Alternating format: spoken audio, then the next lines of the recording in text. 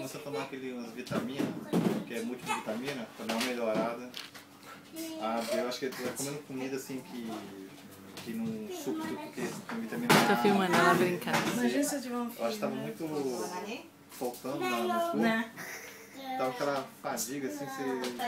Não é sono, não é cansaço, né? Agora é sono. Deu uma melhorada legal. Ô, bicho. Tem dia que eu entro às 6, tem dia que eu entro às 7. Sai às 8.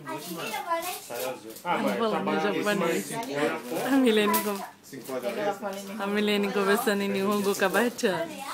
Aqui quando vai dar 7 horas, ele fala, hoje nós vamos ficar até às 8. Mas o que tá 1.200 por hora? Mas então tá pouco, não dá.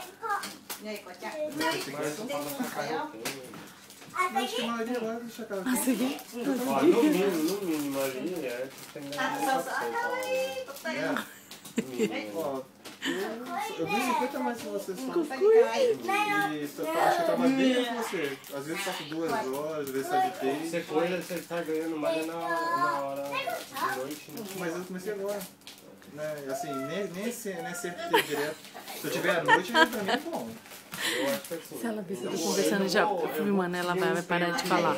Trabalha muito, mas também ganha bem também. Mas você fazendo 5 horas, o bruto, chega uns 400, chega não? Chega não. A Milene conversando em japonês. A única vez que chegou quase perto foi na época que eu tava pagando um pouco menos.